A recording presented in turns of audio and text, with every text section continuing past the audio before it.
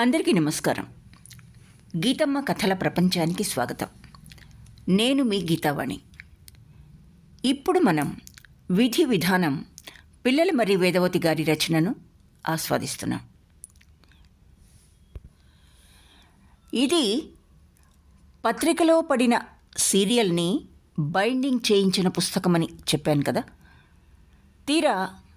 తిరిగ్గా పరిశీలిస్తే 18 భాగాల ఈ సీరియల్లో 2 భాగాలు లేవు. 4వ భాగపు కథ లేదు. కాబట్టి జరిగిన కథ ద్వారా కథా విషయాన్ని క్లుప్తంగా గ్రహించి ముందుకు సాగుదాం. ఇప్పుడు జరిగిన కథ.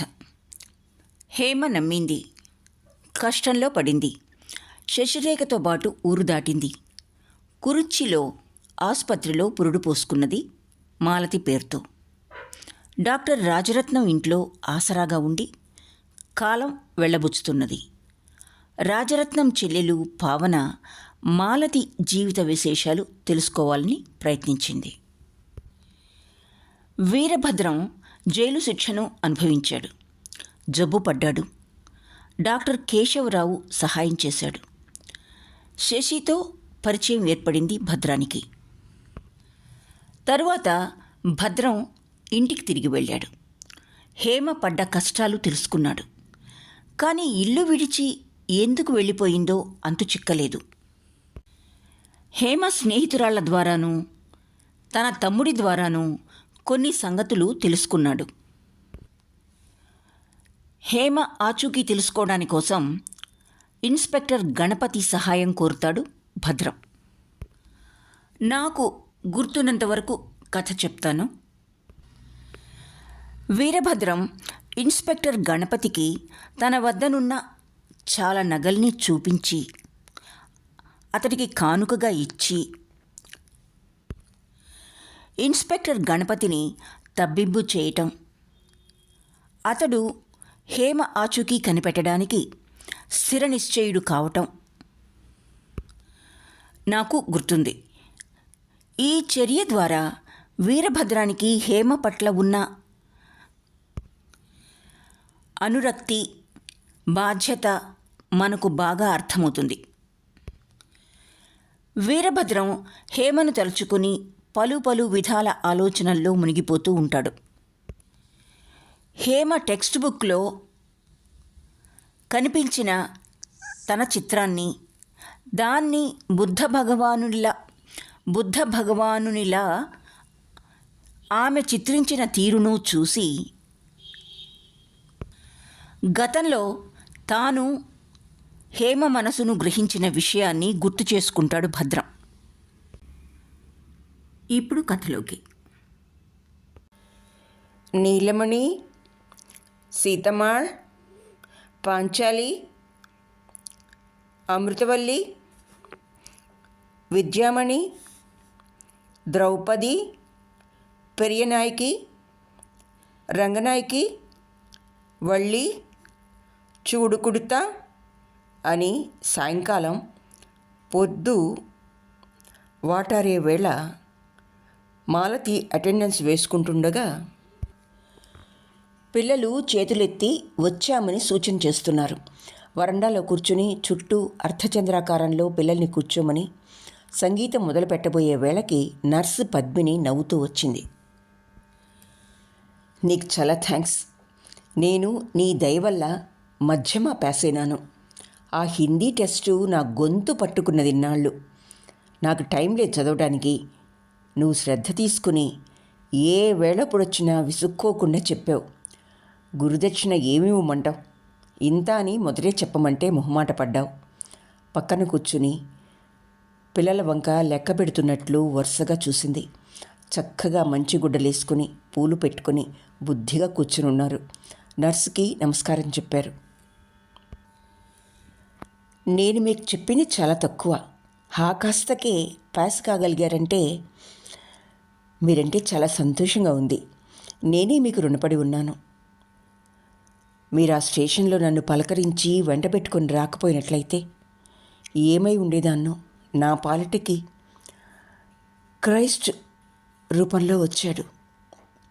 నా పాలిటికి క్రైస్ట్ మీ రూపంలో వచ్చాడు. రాష్ట్ర భాష కడతారా? నేను చెప్పగలను. నాకు మరపు రాకుండా ఉంటుంది. ఇంకా హిందీ అక్కర్లేదు బాబు. పికిల్స్ ప్రిపేర్ చేయటం, బ్లౌజ్ కటింగ్స్ నేర్చుకోవాలనుంది. మా అమ్మది పాత మెషిన్ ఉంటే వాడటం లేదని తెచ్చుకున్నాను. ఏదో చినిగినవి కుట్టుకుంటూ ఉన్నాను. ఇప్పటికీ సూది ఇరుక్కుపోయి 2 రోజుల నుంచి అట్లాగే ఉంది. బాగు చేయగలవా? ఇది నేర్పినందుకైనా చెప్పుపోని. డబ్బు అవసరం ఎంతైనా ఉన్నది నీకు. మొహమాటానికి పోతే ఎలా? టైలర్ ఒక బ్లౌజుకి ₹1.50 తీసుకుంటాడే. అంతగా ఇబ్బంది అయితే నేనే అడిగి మీ దగ్గర తీసుకుంటాను, సరేనా? కాదు, ఇవ్వాలని పట్టుదలగా ఉంటే రోజు విడిచి రోజు వస్తే నెలకు ₹3, రోజు వస్తే ₹6. ఉషా సెంటర్లో అట్లాగే ఇచ్చి నేర్చుకున్నాను నేను. ₹3 ఏ మూలకి? అందుకే వద్దన్నాను. ఏదో గడుస్తున్నదిగా. నాకు మీ అవసరమే రాదా? అప్పుడు నేను మాత్రం ఫీజు ఇచ్చుకోవద్దా? ఇచ్చుకోలేనే. పద్మిని నవ్వింది. మీ ఆయన ఇక్కడ లేడుగా. నాతో ఏ అవసరం వస్తుంది? అయినా డాక్టర్ గారి దగ్గరే ఉంటేవిగా అన్నది. ఆయనే ఉండక్కర్లే. శరీరం ఉన్న తర్వాత సుస్థి చేయదా? పిల్లవాడున్నాడు. డాక్టర్ గారు కేసుల మీద వెళ్ళొచ్చు. అయినా మీరంతా నన్ను కంట చూస్తూ ఉంటేనే కదా నా రోజులు తేలిగ్గా వెళ్ళిపోతున్నాయి. సరే, నీ ఇష్టం. వాళ్ళ పాఠం చెడగొట్టినట్టున్నా నేను వచ్చి. ఎంతవరకు వచ్చారే? ఇంటికి వెళ్ళి చెప్తున్నావన్నదే పావన. పెద్దవాళ్ళకి పెద్ద పిల్లలకి ఇంటి దగ్గరే చెప్తున్నా. వీళ్ళే వస్తామన్నారు. అందరూ ఒకే స్టాండర్డు. టైం కలిసి వస్తుంది. వాళ్ళకి పోటీతో పాటు సరదాగా ఉంటుంది. వీళ్ళంతా నా వంటి పిల్లలే, మధ్యతరగతి కుటుంబీకుల పిల్లలు. వాళ్ళు ఇవ్వగలిగింది ఇస్తారు. గీతాల్లోకి వచ్చాం. వింటారా? పాడమను. అరుగో డాక్టర్ గారు పావన వస్తున్నారు. మీ అబ్బాయి ఆవిడికే బాగా అలవాటా? ఆ పక్క గదిలో కూర్చొని వింటాను. పద్మిని లేచిపోయి డాక్టర్ రాజరత్నానికి ఎదురుగా వెళ్ళి మణిని రమ్మని పిలుస్తూ చేతులు చాచింది. ఒక్క ఊపున చేతుల్లోకి వచ్చాడు. పద్మిని వాడి 2 బుగ్గలు ముద్దులాడి చేతిని పళ్ళ మధ్య పెట్టి కొరుక్కు తింటా నిన్ను. తక్కాలి పండల్లే ఉన్నావన్నది. వాడు ఆమె ముక్కును ఎడంచేత్తో పట్టుకోబోయినాడు. పద్మిని ముఖం ఇటు అటు తిప్పింది. గుప్పిటి నిండా జుట్టు పట్టుకున్నాడు. కన్నార్పకుండా చూసి బోసి నవ్వులు నవ్వుతున్నాడు. పద్మిని జుట్టు వదిలించుకుంటూ, ఏం నాయనా, రేపు నీ ఆలిని కూడా ఇట్లాగే జుట్టు పట్టుకుని లొంగదీసుకుంటావా అన్నది. పావన, రాజరత్నం నవ్వారు. వాళ్ళు పక్క గదిలోకి వెళ్ళి కూర్చున్నారు. వంటకుర్రాడు అయ్యప్పన్ టీ, బిస్కెట్లు తెచ్చి ఇచ్చాడు. తమ మాటల మధ్య వాళ్ళకి వరండాలో సంగీతం వినబడుతూనే ఉంది. మొదట ప్రార్థన గీతం వినబడింది. మమ్ము బృగువరాదే భారతి మంగళాకృతి విన్నపమాలించి కావుమో సరస్వతి. దైవభక్తి పాపభీతి దయయు సత్యము వినయ వివేకముల నొసగి వేగ బ్రువుమా.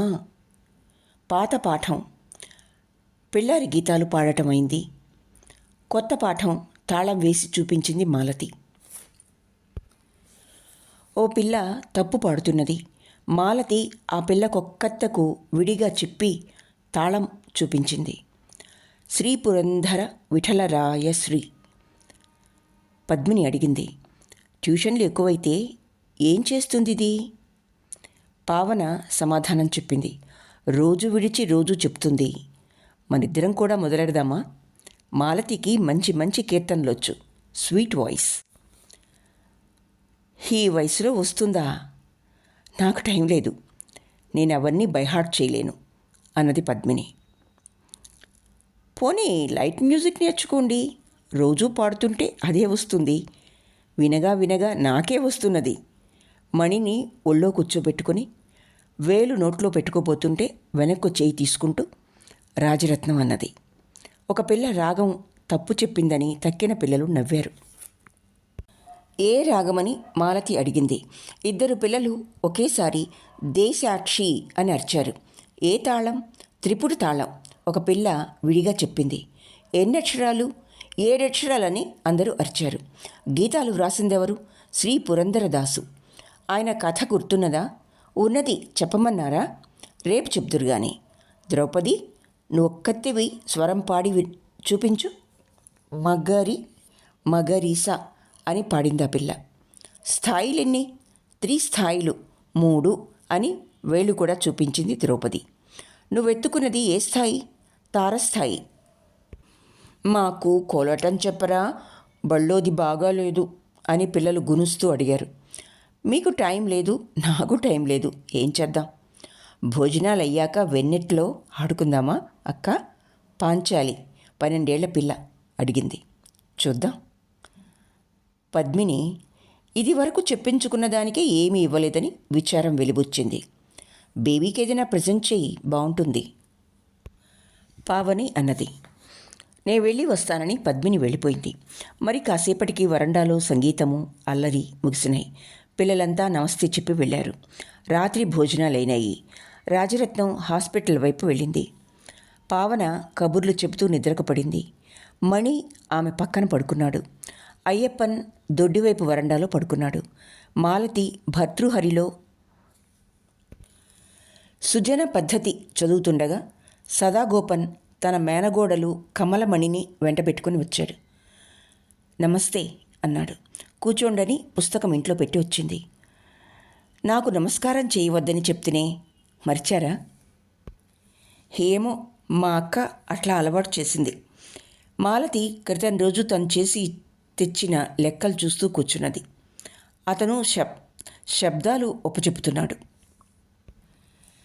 మాలతి క్రితం రోజు తను చేసి తెచ్చిన లెక్కలు చూస్తూ కూర్చున్నది. అతను శబ్దాలు ఒప్పచెపుతున్నాడు. తప్పు చెబుతున్నారు. ద్వితీయ విభక్తిలో నకారాంతము పుంలింగ శబ్దాలకే వస్తుంది, స్త్రీలింగ శబ్దాలకి విసర్గే వస్తుంది. ద్వితీయ బహువచనం గౌరీహి అని ఉంటుంది. 1కి 10 సార్లు అనుకోవాలి. తృతీయ విభక్తి బహువచనానికి గుర్తేమిటి? భిహి ఉంటుంది. చతుర్థి పంచమి ద్వివచనాలు భ్యాం ఉంటుంది. థర్డ్ రీడర్ కూడా అయిపోవచ్చింది. నాకు అమరం ఎప్పుడు మొదలు పెడతారు? పుస్తకం ఏది?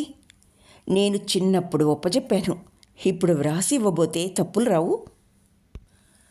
మా అక్క పట్నం నుంచి తెప్పిద్దామన్నది. పట్నంలో ఎవరున్నారు? ఎవరు వెళ్తారు? మా బావ వెళ్తారు. మా చుట్టాలున్నారు. మీ బావగారికి ఏం ఉద్యోగం? మీరు పట్నంలోనే ఎందుకు ఉండటం లేదు మరి? విక్రమార్క చరితం మొదలెడదాం. అది ఉన్నదంటే కుసుమమాల, రఘువంశం, అభిజ్ఞాన శాకుంతలం కూడా తెప్పించుకోండి. మృచ్ఛకటికం మొదలైనవి తర్వాత చూద్దాం. ధాతురూపాలు, వికరణలు, టెన్సు వ్రాసారా? వ్రాసాను. ఇదిగో తెచ్చాను. మా బావగారు ప్రొహిబిషన్ ఆఫీసరు. నాకు మా అక్క చదువు చెప్పిస్తున్నది. మా నాన్నగారు లేరు. నేను మా బావను మెప్పిస్తే దీన్ని నాకిచ్చి పెళ్లి చేస్తాడు. మేనకోడల్ని చూసి నవ్వాడు.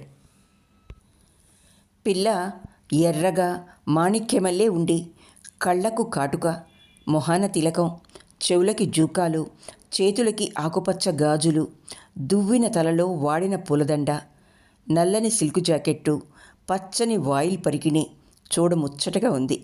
మేనమామ మాటలు విని ఆ పిల్ల అతన్ని కొరకొరా చూసి చిట్టి చేతులతో కొట్టడం మొదలుపెట్టింది. అతను నవ్వుతూ చేతులు అడ్డం పెట్టుకున్నాడు. ఆఖరికి ఆ పిల్ల 2 చేతులు తన ఎడం చేత్తో పట్టుకొని లాగి ఒళ్ళో కూర్చోబెట్టుకొని జుట్టు సవరిస్తూ ముద్దు చేశాడు.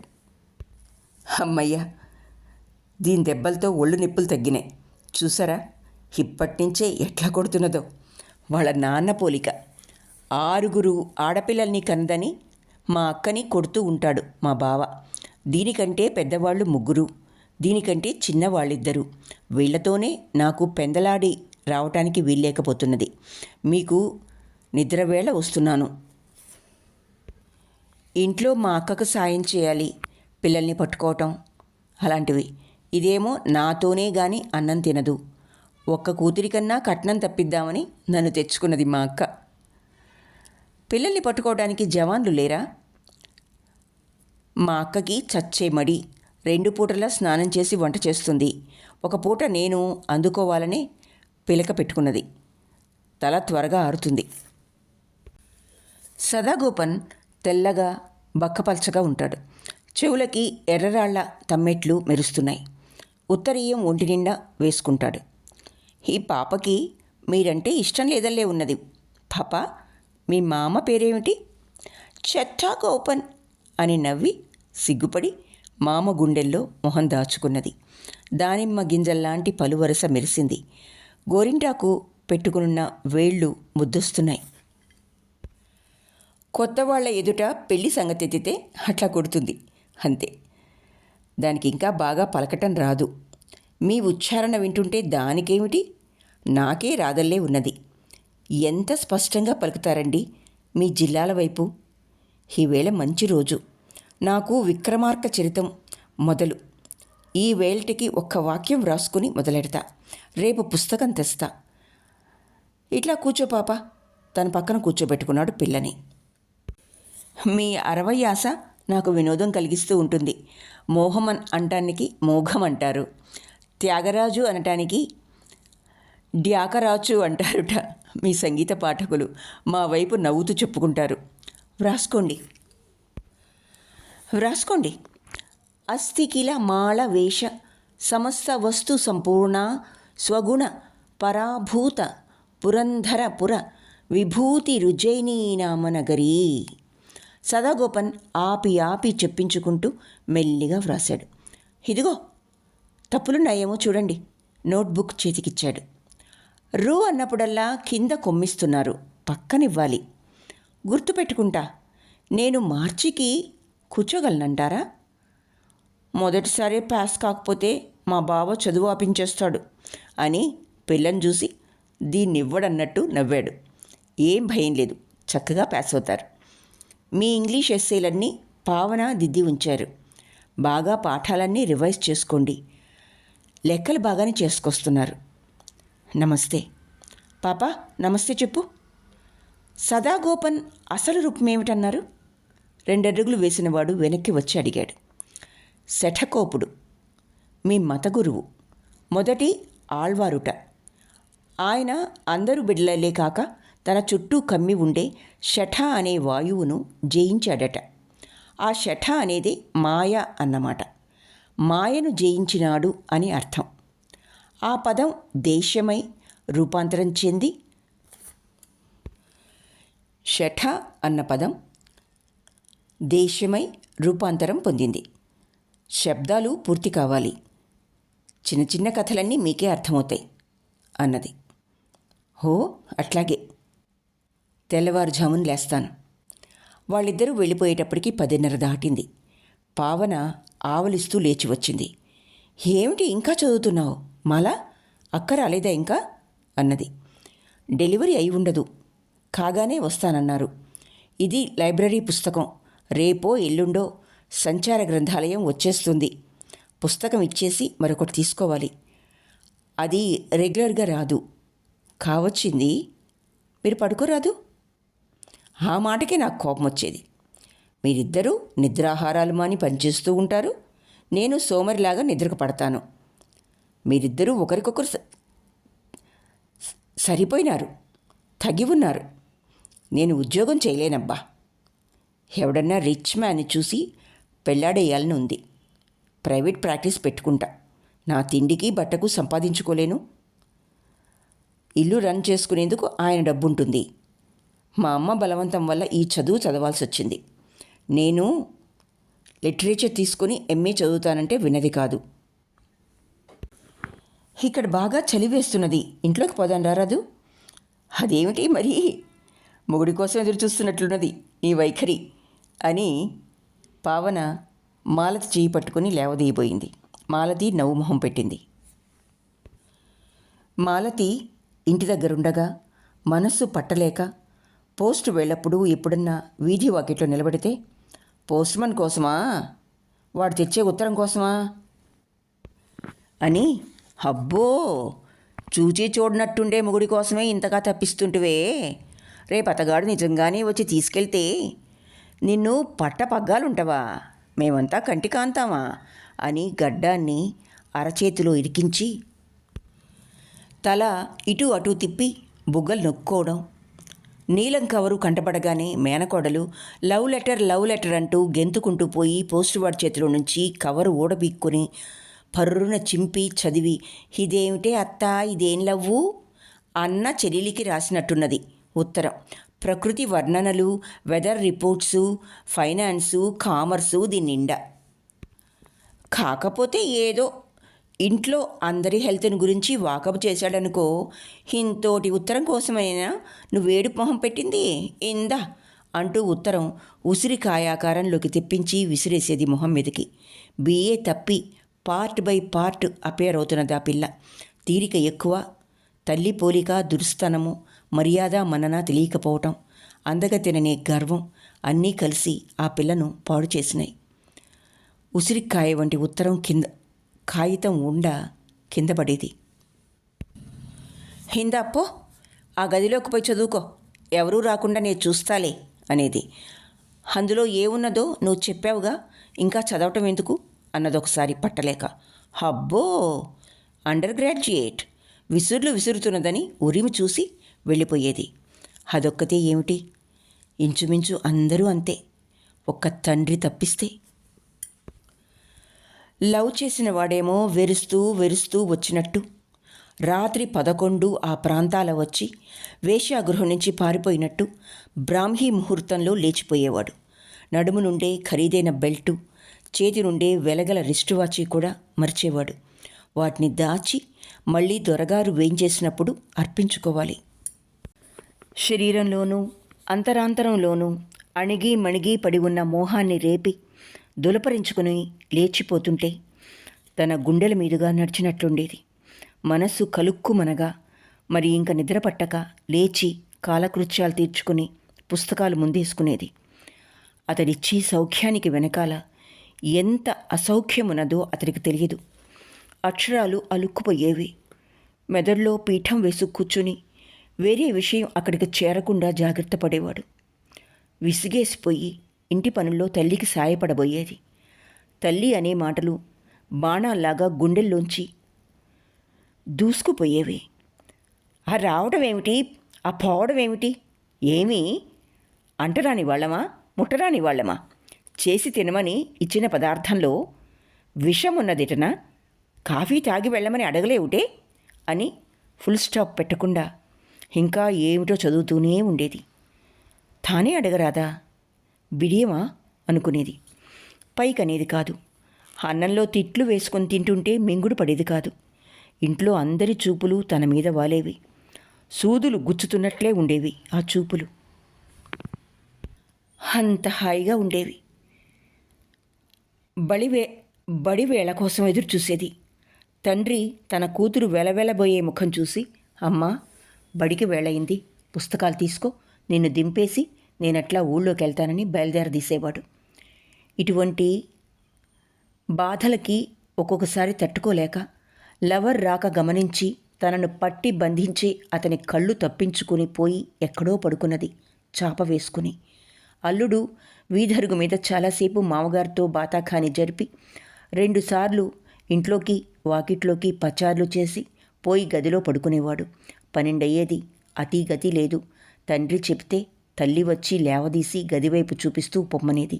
కూతురు దండం పెట్టి, వద్దు, నాకు మర్యాద తెలియదు, వెళ్ళిపోతాడు, పోనీ రాదు, రేపు కొన్ని బాధలు తగ్గుతాయని బోర్లా పడుకున్నది. 2 నిమిషాలు గడవలేదు. గదిలో నుంచి వస్తాదు వచ్చి కుస్తీ పట్టాడు. పిచ్చెత్తిందా, పురుగు పుట్రా వస్తుంది, మోసుకుపోవాలా అని గదమాయించేవాడు. అది ప్రేమట. అక్కర్లేదు, మీరు పొద్దుటి వరకు ఉండి మా ఇంట్లో ఏవైనా తినేటైతే వస్తా, లేకపోతే పురుగులు రానియండి అన్నది వస్తాదు ప్రియురాలు. హోస్ ఇంతే కదా, పద అన్నాడే గాని మరునాడు పొద్దున జైల్లో ఉన్న ఖైదీ ముఖం పెట్టు కూర్చున్నాడు. మరి ఇంక పెట్టే అవకాశం లభించదేమో అన్నట్టు అత్తగారు వేడివేడి గారెలు, ఆవడలు, ఉప్మా, పొగలు సెగలు కక్కుతున్న కాఫీ ముందుంచింది. గరళకంఠుడు విషం మింగుతున్నట్లు అవన్నీ పూర్తి చేశాడు. ఇంట్లో అందరూ కొత్త పెళ్లి కొడుకు చుట్టూ పోగైనారు. తువ్వాల అందించేదొకరు, చేతి మీద నీళ్లు పోసేదొకరు, ఒక్కపొడి ఇచ్చేది మరొకరు. అమ్మయ్య అని ఊపిరి తీసుకుని వీధిలోకి తొంగి చూసి తెలిసిన వాళ్ళు లేరు కదా అని గుండె దిటవుపరుచుకొని దోవనపోయే జట్కాను పిలిచి ఎగిరి ఒక్క అదుటున అందులో పడి పోనీయమనేవాడు. ఇంకా నయం, భూబొమ్మల్లే రెండు వైపులా గుడ్డలు కట్టించుకున్నాడు కాదని ఇంట్లో వాళ్ళు నవ్వుకున్నారు. ఇట్లాంటి గత స్మృతులతో కళ్ళప్పగించి ఉన్న మాలతిని పావన కుర్చీలో కూర్చోబెట్టి తాను ఎదురు కుర్చీలో వాలింది. చిన్న దీపం వెలుగుతున్నది. ఏమిటి ఆలోచిస్తున్నావు? మీ ఆయన్ని గురించేనా అడిగింది పావన. ఏమిటి ఆలోచిస్తున్నావు? మీ ఆయన్ని గురించేనా అని అడిగింది పావన. మాలతి గుండెల మీద పుస్తకం ఉన్నది. చదువుతున్న చోట గుర్తుగా చూపుడు వేలుంచి పట్టుకుని ఉన్నది. లేదండి, ఈ నవల్లో మునీకుడనే మనిషి వయసులో ఉన్న పిల్లకి తన మీద మోహము గురి కుదిరేందుకు ఏమి చేశాడో వివరంగా ఉంది. నాకట్లా జరిగిందా అని ఆలోచిస్తున్నాను అన్నది. ఏం చేశాడు అన్నది పావన. చిలిపి నవ్వు పెదవుల మీదకెక్కింది. పుస్తకంలో ఉన్నదేనా మీరడిగేది అన్నది మాలతి. అదైనా సరే, నీ సంగతైనా సరే. ఇదెట్లా ఉన్నదంటే మేము పుస్తకాల్లో చదివే రోగాలన్నీ మాకే వస్తున్నట్టు భావించేవాళ్ళం. బాగున్నది. కానీ మరి ఆ వయసులో ఉన్న పిల్ల దృష్టి గండు నక్కను చూడాలని, దాని అరుపు వినాలని తీవ్రంగా ఉండేది. గండు నక్కను చూపిస్తానని ఒంటరిగా తీసుకెళ్ళి చూపించడమైతే ఏదో చూపించేవాడు. ధూర్తులైన పురుషులు స్త్రీలో ఉన్న మోహాన్ని రేపి గడుస్తనంగా ఊరుకుంటారు. అతని చేతలు మాటలు పెద్దవాళ్లతో చెప్పుకోవడానికి వీలుగా ఉండవు. విధిలేక అతన్ని పెళ్లి చేసుకోవాలని తన వారితో అంటుందా వయసులో ఉన్న పిల్ల అని వ్రాశాడు. నీ దృష్టి దేని మీద ఉండేదే? పావన కుతూహలంతా అడిగింది. ఈవేళ మంచి మూడ్లో ఉన్నట్టుంది అనుకున్నది. నా దృష్టి మెడిసిన్ మీద, స్వంత సంపాదన మీద, కుటుంబానికి సాయపడాలనే తాపత్రయం మీద ఉండేది. అవన్నీ జరగబోతున్నట్టు, అందుబాటులో ఉన్నట్టు, అసంభవం ఏమీ లేనట్టు కనిపించి మతిపోయింది. ఒకళ్ళనంటం ఎందుకు? అవన్నీ అందని మాని పండ్లే. హానిగా మార్కులు తెచ్చుకునే నేనెక్కడా, మెడిసిన్ ఎక్కడా? నక్క నాగలోకమును. అందుకే లవ్ ఈజ్ బ్లైండ్ అన్నారు. అయితే లవ్ అంటే ప్రేమ అనుకున్నాను ఇన్నాళ్ళు. శరీర సంబంధమైన మతి పోగొట్టే మోహమని ఇప్పుడు తెలిసింది. లవ్ అంటే నీకు తెలియలేదు. మోహం కాదు, ప్రేమే. తల్లి బిడ్డల మధ్య ఉండేది ప్రేమ కాదా? బిడ్డల్ని గుడ్డిగా ప్రేమించి ముద్దు చేసి చెడిపోతున్నారని తెలిసి హెచ్చరించక విడిచి మంచి మార్గాన్నే పోతున్నారని నమ్మి వారి పతనాన్ని చూస్తూ ఊరుకునే ప్రేమ గుడ్డి ప్రేమ అనే అర్థం. ఏమో నాకట్లా అర్థమైంది. నీకెట్లా అర్థమైందో చెప్పగలవా? ఇద్దరు వ్యక్తులు, వాళ్ళు స్త్రీ పురుషులు కావచ్చు కాకపోవచ్చు, వాళ్ళిద్దరూ ఒకరి అభివృద్ధి కొరకు ఒకరు పాటుపడితే, అరమరిక లేకుండా ఉంటే దాన్ని ప్రేమ అనొచ్చు. పతనానికి కారణమైతే మోహం. ఒక విధంగా ప్రేమను మైత్రి అని చెప్పొచ్చు. అత్తా కోడలు పొరపొచ్చం లేకుండా ఉన్నారంటే వాళ్ళ మధ్య బాంధవ్యం కన్నా ఎక్కువ అన్నమాట. మిత్రుని భావమే మైత్రి. ఆ భావం ఎట్లాంటిదంటే దదాతి ప్రతి గృణ్వాతి. భావన పకపక నవ్వింది. నాకు లాటిన్ గ్రీక్ రావు. ఇది లాటిను కాదు, గ్రీకు కాదు, సంస్కృత భాష. ఇది లాటిను కాదు, గ్రీకు కాదు, సంస్కృత భాష. ఒకరినొకరు ఆదరించుకునేది, సహకరించేది, వివేకం కలిగించేది, తన రహస్యం చెప్పి ఎదుటివారి రహస్యం వినేది. ఏ భాష సులభంగా ఉన్నదా? ఇంతకంటే వాడుక భాష నాకు రాదు. ఇందులో సంస్కృతం లేదా? ఆదరము, సహకారము, వివేకము, రహస్యము ఇవన్నీ ఎక్కడి నుంచి ఊడిపడ్డాయిట? ఆ చివరి మాటలు తెలిసినాయని భావన మరోమారు చేతులు నోటికడ్డం పెట్టుకుంటూ ఈజీ చైర్లో వెనక్కు వాలి పక్కపక్క నవ్వింది. మరి ఇంగ్లీష్లో చెప్పలేను, ఏం చేద్దామని మాలతి నవ్వింది. సరే, ఇంతకు మెడిసిన్ చదివి ఏదో తలకిందులు చేద్దామనుకున్నావు. అదేమంత తేలిక కాదు. మెడిసిన్ పూర్తి చేయడానికి నాకు 10 ఏళ్ళెందుకు పట్టిందిట. నాకిప్పుడు 27. ఇంకా హౌస్ సర్జన్ పూర్తి కాలేదు. క్రిస్మస్కి ఇంటికి పోతున్నా. అమ్మ రమ్మని వ్రాసింది. మెడ్రాస్ నుంచి నీకేమేం కావాలో లిస్ట్ రాసి ఉంచు. మాలతి కళ్ళు పెద్దవైనాయి. మనిషి నిటారుగా కూర్చున్నది. 10 ఏళ్ళెందుకు మెడిసిన్కి? 5 ఏళ్ళు కాదా అన్నది. కాదు, ఇప్పుడది 7 ఏళ్ల చదువు. ప్రొఫెసర్లతో మంచిగా ఉండకపోయినా ఎగ్జామినేషన్స్ సమయంలో పెడసరంగా జవాబు చెప్పినా తప్పుతూ ఉంటారు. షూర్గా పాస్ కావాలంటే వంచన, వికిలి నవ్వు, నటన కావాలి. లేకపోతే మన పెద్దవాళ్ళకి గొప్పవాళ్ళు ప్రొఫెసర్లు తెలిసుండాలి. అయితే కష్టపడి చదివితే రాదంటారా? మాలతి మరింత ఆశ్చర్యపోతూ అడిగింది. రావచ్చు. రావటానికి పాస్కి సంబంధం లేదు. అక్కడ కూడా మతభేదం, కులభేదం పాటించే ఎగ్జామినర్స్ ఉంటారు. ఒక బ్రాహ్మణ్ ఉన్నాడు, చాలా తెలివి కలవాడు, మర్యాదస్తుడు. ఎగ్జామినర్ మీదే కులం అన్నాడు. కులానికి పరీక్షకి ఏమిటి సంబంధం అన్నాడు ఇతను. అంతే, తప్పాడు. నేనున్నాగా క్రిస్టియన్ని. అయినా నాణ్యం చెల్లుబడి కాలేదు. ఎన్నోసారి పరీక్షకు రావటం? మొదటి ప్రశ్న. మ్యారీడా అన్మ్యారీడా? రెండో ప్రశ్న. ఈ సంవత్సరం సిలబస్లో ఆ సబ్జెక్ట్స్ లేవే అన్నా. తప్పానని వేరే చెప్పాలా?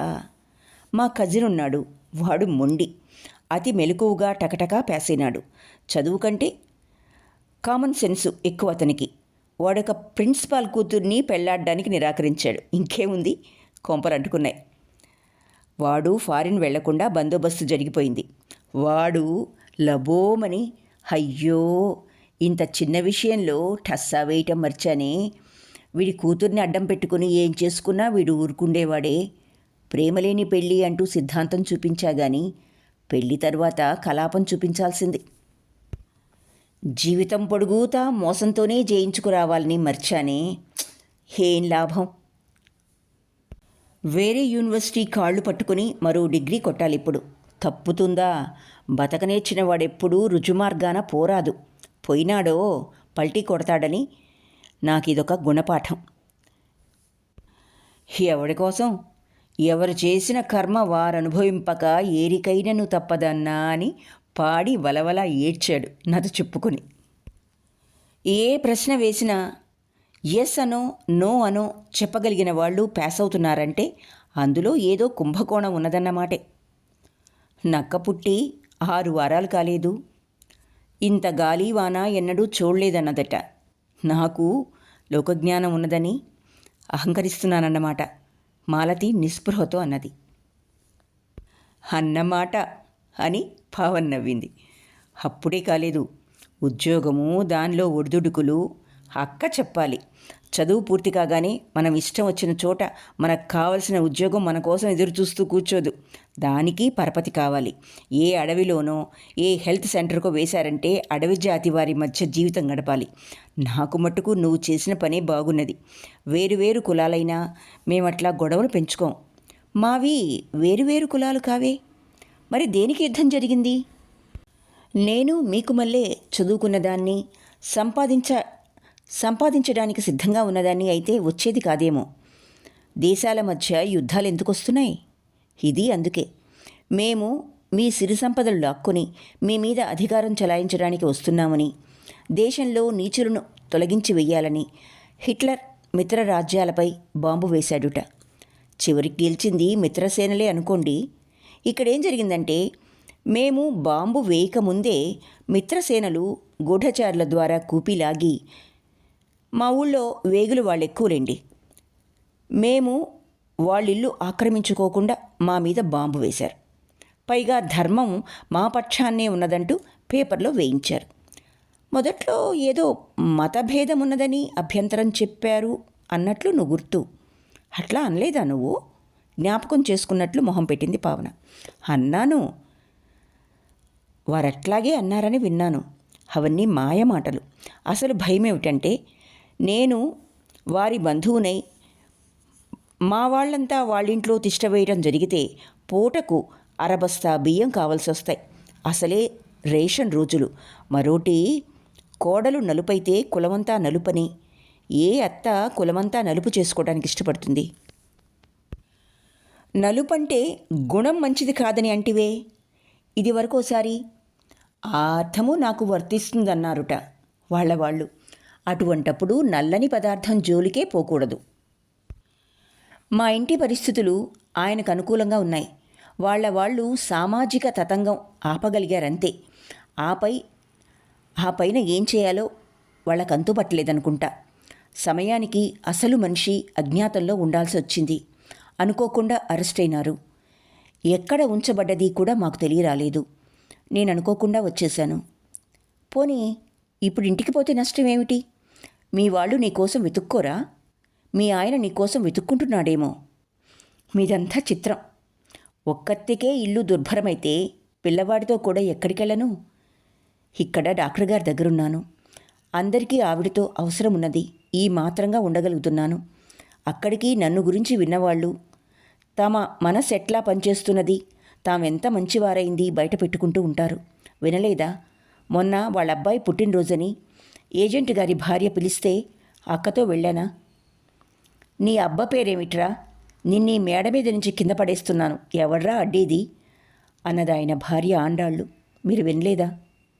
మొగుణ్ణి వదిలేసి వచ్చి హోటల్ పెట్టి దివాలా తీసి 2 నెలలు కాలేదు. వెంకటమ్మ ఏ విధంగా బతుకుతున్నది అందరికీ తెలుసునే. నేనెన్నడూ పని పెట్టుకుని ఆవిడ్ని కించపరచలేదు. మనింటికొస్తే గౌరవంగానే చూశానే. అది నా భుజం మీద చెయ్యేసి ఎడంచేతి వేళతో పొడుస్తూను, నువ్వు నేను ఒకటి, నేను నీకు తెల్దా అంటుండేనే. దానికి నేను తోడు పెట్టిన పెరుగు ఇవ్వాలట రోజు. ఎలుగొడ్డు చర్మము అదీను. ఒంటి నిండా అంతంత రోమాలేమిటి? నలుగురిలో కూర్చున్నామని లేకుండా రవికిలో చేతులు దూర్చి బరబరా గోక్కుంటుంది. తొడలు గోక్కోవడానికి చీర పైకి తీయాలా? చీర మీద గోకితే చాలదు. ఎగబిలుస్తుంటే ముక్కు చప్పుడవుతుంది. ఎలుగుడ్డుకు మళ్ళీ. పైకి మహాశాంతంగా కనబడతావు కానీ లోపల నీకు చాలా కోపమున్నదే. ఏమోననుకున్నాను. దానికి పాపం నెత్తుర్లో దోషమున్నది. ఏం చేస్తుంది? ఎలుగుడ్డు సంగతి అంత బాగా నీకెట్లా తెలుసు? జూకెళ్ళినప్పుడు నోటీస్ చేసావా? అక్కర్లే, మా వైపు సంక్రాంతికి తెచ్చి ఆడించి డబ్బు చేసుకుంటారు పేదవాళ్ళు. నీకు ఇల్లు దుర్భరం ఎందుకైంది? రహస్యమేమీ లేదంటివి, అండదండగా ఉన్నాడంటివి. ఇంటికి రావటం అందరికీ తెలిసైపోయే. దుర్మార్గుడైతే రాణిస్తారా? అది వరకు కాకపోవచ్చు. నా ముఖారవింద సందర్శనం వల్ల మారి ఉండొచ్చు. ఎందుకంటున్నానంటే నేను మా అన్నలు, వదినలు, అక్కలు, బావల దగ్గర, దూరపు బంధువుల దగ్గర, ఆఖరికి ఒక పెంపుడు తల్లి దగ్గర సెలవులు వెళ్ళదీస్తూ ఉండేదాన్ని. వాళ్ళంతా చాలా మంచివాళ్లే. వాళ్ళు ఇట్లాగే మారిపోయారు. ఎంతమంది ఏమిటి మీరంతా? 10 మందిమే. కొందరు పోగా కొందరు ఉన్నాం. నేను చివరిదాన్ని. అందరూ కాస్తో కూస్తో కనుముక్కు తీరున్నవాళ్లే, రంగు కలిగిన వాళ్లే. నా అదృష్టం కొద్దీ నేను ఇట్లా అయ్యాను. దేవుడికి నేను ఇట్లా కావటం ఇష్టం. అందుకని రూప సంపద ఇవ్వలేదు. నువ్వు బ్యూటీ కాకపోవచ్చు, కానీ సెక్స్ అప్పీల్ ఉన్నదనొచ్చు. నేను సరిగ్గా విడమర్చి చెప్పలేను. అక్క వచ్చేదాకా ఎట్లాగో మేల్కోవాలిగా. కానీ పావన ఆవలించి చేయి తీసేసింది. మా అమ్మ వైపు వాళ్ళంతా కాస్తో కూస్తో ఉన్నవాళ్లే. గుణగణాలు ఇటువంటివైతేనే. వాళ్లే ఏవో చూసి మాకు 3 ముళ్ళు వేస్తూ ఉండేవాళ్ళు. పావన నవ్వింది. ముళ్ళంటే అన్నది. వెడ్డింగు అయిందనిపించేవారన్నమాట. ఓహో, బాగుంది. మీ వాడుక భాష అర్థం చేసుకోవటం కష్టమే. మీ పెళ్లి పద్ధతి వేరు గనక మీకు అర్థం కాలే. మీ పెళ్లి పద్ధతి మా పెళ్లి పద్ధతి ఒకటైతే అర్థమయ్యేది. ఇక్కడికి వచ్చిన కొత్తల్లో ఇక్కడి కూలి జనం వాడుక భాష బొత్తిగా అర్థమయ్యేది కాదు. అది తెలుగే అంటారు వాళ్ళు. నీ యారు, పేసి తెలియాదా, నల్ల ఇరుక్క, ఊసి పోడు, వన్నవర, అమ్మ యాడికి పూడ్సింది, హరే నీ పోడా, వా అమ్మణ్ణి. బాగుంది. బాగుందా? మాలతి నవ్వింది. అదంతా తెలుగేట. చాలా బాగా పట్టావు. పలకడం ఎట్లా వచ్చింది? చాలా వరకు నేర్చావు. నిన్న ఆయాతో మాట్లాడుతుంటే విన్నా. కథనే మారుస్తున్నావు కానీ అంత బాగుందా కథ? కౌతూహలం బయ్యడిన్ అని పాటల్లే పాడింది పావన. ఎవరో చదువుతుంటే విని పట్టుకున్నా. ఆపేస్తావా? కథ చెప్పవా? బ్రతిమాలాలా? అంత కుతూహలంగా ఉంటే వినండి. చదువులకని ఆ ఊరొచ్చి. ఏ ఊరు? మీకు భూగోళ శాస్త్రం బాగా వచ్చా? ఆ ఊరు వెళ్ళి చూడాలని ఉన్నదా? ఊరి పేరు చెప్తే. షేకూరు. ఎక్కడున్నది చెప్పండి చూద్దాం. ఏమో నాకు తెలియదు. జాగ్రఫీలో నాకు 0 మార్కులు వచ్చేవి. మరి అక్క ఎక్కడున్నదో తెలిసిందా? బాగానే అంటావు మాటలు, అందుకే మీ ఆయన దాక్కున్నాడు. దాక్కుమనండి. వాళ్ళ కోసమైనా బయటికి రావాలి కదా. అప్పుడు నీ కోసం కూడా రాడా అని నీ ఉద్దేశం. మాలతి మాట తప్పించాలని. మా మేనమామ తన ఇల్లు ఊరికే ఉన్నది. మా మేనమామ తన ఇల్లు ఊరికే ఉన్నది, అందులో ఉండమంటే మా నాన్నకు తెలియక ఉన్నాడు. దాంతో వాళ్లకు మరీ లోకువైనాడు అన్నది. మీ ఫాదర్ ఏం చేసేవారు? ఏ వృత్తి, ఏ ఉద్యోగం చేస్తున్నా వెనుక భూమి అంటూ ఉంటే ఆసరాగా ఉంటుంది. లేకపోతే ఇతరుల్లో ఉండే బలహీనతల్ని ఆసరాగా చేసుకోగలిగి ఉండాలి. దాని పేరు లౌక్యం. మా నాన్నకి అవి రెండూ లేవు. కుటుంబ భారం, వచ్చిపోయేవాళ్ళు, చదువులు, పెళ్ళిళ్ళు ఇవి చాలక గోల్డ్ కంట్రోల్ వచ్చేటప్పటికీ కటకట్లాడి ఇంచుమించు పస్తుల వరకు వచ్చింది పరిస్థితి. ఓ, గోల్డ్ స్మిత్ అన్నమాట. నీ అన్నలెవరూ అంది రాలేదా? ఒకడిని భాగ్యశాలి వరించి పెళ్లాడి పట్నం తీసుకుపోయి వేరింటి కాపురం ఉన్నది. మరొకడిని ప్రేమించిన పిల్ల దగా చేసింది. విరక్తి చేత చదువు మానేసి అర్ధాంతరంగా లేచిపోయి ఎయిర్ ఫోర్స్లో చేరాడు. ఇంకొకడు చనిపోయాడు. ఆఖరివాడు చదువుతున్నాడు. అది ఇబ్బందుల వల్ల ఆగిపోయింది మధ్యలో. టెక్నికల్ సర్టిఫికేట్లు పట్టుకొని ఉద్యోగ అన్వేషణ కోసం వెళ్ళాడు. పరాయి ఇళ్లకు వెళ్ళిపోయి సంసారాలు పెద్దవైన అప్పచెల్లెళ్లకు ఎంతకాలమని కూర్చోబెట్టి మేపుతారు. అందుకని నా కోసం 3వ పెళ్లివాడు, రిటైర్ అయితే ఎంత వయసుంటుందో అంత చిన్నవాడు పెళ్లాడమని వస్తూ ఉండేవారు. ఆ పిల్ల వెటకారానికి, వెక్కిరింత మాటలకి పావర్ నవ్వింది. మా వాళ్లకు నా సమస్య పెళ్లి ద్వారా తీరేట్టుంటే, నా ఉద్దేశంలో చదువు, దాని తర్వాత ఉద్యోగం ద్వారా తీరేట్టు కనబడేది. ఆ ఉద్యోగం ఎంత చిన్నదైనా పర్వాలేదు. నాతో ఏకీభవించింది మా నాన్నొక్కడే. అందుకే సౌమ్యంగా సంబంధాలు తప్పించేవాడు. తన వృత్తి ఆయనకు నచ్చకనే పిల్లలందరినీ చదివించాలని చూశాడు. ఇంట్లో నా సంగతి తెలియగానే అందరికీ సర్ది చెప్పాడు. అల్లుడు ఏదో ఇబ్బందిలో ఉన్నట్టున్నాడు, తొందరపడకండి. అతను నెమ్మది మీద తన వారిని ఒప్పించి పెళ్లి చేసుకుంటాడు. మనల్ని మోసం చేయదలుచుకున్నవాడు సాయం ఎందుకు చేస్తాడు? మనం నోరు మూసుకుని ఊరుకుంటే వాళ్లే ఊరుకుంటారు. మనం రాద్ధాంతం చేసిన కొద్దీ మనకే నష్టమని చాలా విధాలు చెప్పాడు. మా నాన్న వైపు బంధువులు కూడా మా ఇంట్లో ఉంటూ ఉంటారు. వాళ్లలో కొంతమందికి అల్లుడు ఉద్యోగాలు ఇప్పించి అన్నోదకాలకి కొరత లేకుండా చేశాడు. అందుకని మా నాన్నకు ఆ అల్లుడంటే బాగా నమ్మకం. తీరా ఒకనాడు దొంగ బంగారం దాచిన నేరం కింద ఈ క్రింది వారు అరెస్ట్ అయినారని పేపర్లో చూసి భయపడిపోయాడు. ఆ రాత్రి పొద్దుపోయాక వియ్యంకుడిని కలుసుకొని సంప్రదిస్తే, మావాడు అనేక పనుల మీద తిరుగుతూ ఉంటాడు, ఎంతమందో తటస్థపడుతూ ఉంటారు, మీ పిల్లను తెచ్చుకుంటే వాళ్ళందరినీ మాత్రం తెచ్చుకోవద్దా అనే సమాధానం వచ్చింది. ఆ రాత్రి నాన్న అన్నం తినలేదు.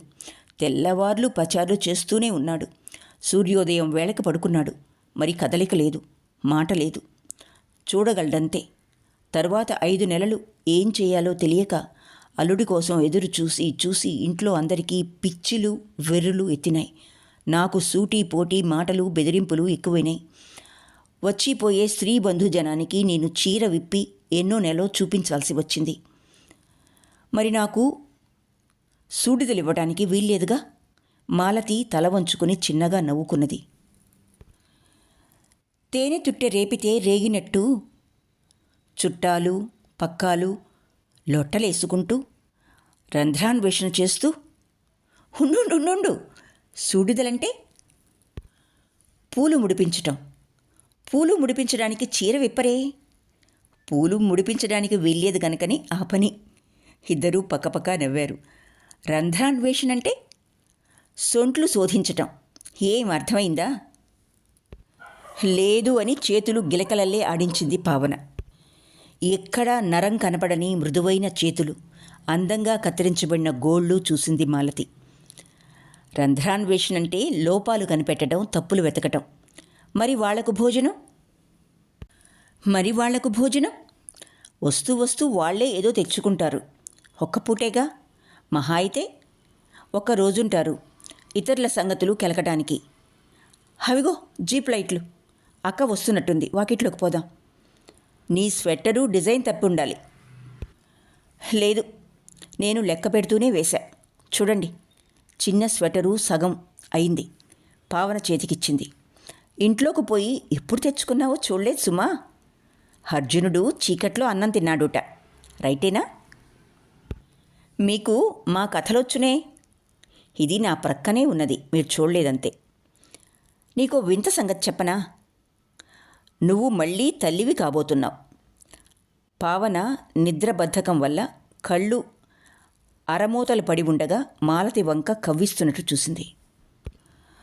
వాట్ యు మీన్ అంటూ స్ప్రింగల్లె లేచి నించున్నది మాలతి. చేతిలోని ఊలు ఉండా కింద పడింది. స్వెటర్ సూది మీద నుంచి జారింది. అబ్బో, ఉద్రేకంలో రాజభాష బాగానే వచ్చిందే. ఆ సర్కిల్ అజీజ్ని ఓ కంట కనిపెడుతూ ఉండు. వాడు మణిని ఊరికే ముద్దు చేయటం లేదు. లవ్ ద చైల్డ్ అండ్ ఊ ద మదర్. మేమంతా హాల్లో కూర్చునుంటామా? నువ్వు వాళ్ళ మిహిర్కి గదిలో. ఇక్కడికి వచ్చేసరికి సడన్గా చదవవలసిన కథాపాఠం మరొక పేజీ మిస్ అయి ఉంది. కనుక ఆ విషయాన్ని నాకు గుర్తు ఉన్నంత వరకు వాచ్యం చేస్తాను. వాట్ యు మీన్ అంటూ ఎగిరిపడింది కదా హేమ పావని మాటలకి. ఆ తరువాత సర్కిల్ ఏ విధంగా హేమ పట్ల ఆసక్తి కనబరుస్తున్నది పావన గమనించి హేమతో అంటుంది. ఏ విధమైన చెడు ఆలోచన లేని హేమ, అది మాలతి, గతుక్కుమంటుంది.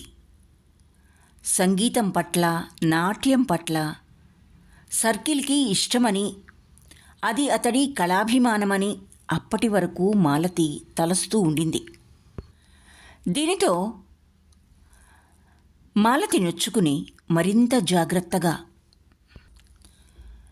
నడుచుకోవాలని భావిస్తుంది. ఇక్కడితో పిల్లల మర్రి వేదవతి గారి విధి విధానం 4వ భాగం పూర్తి అయింది.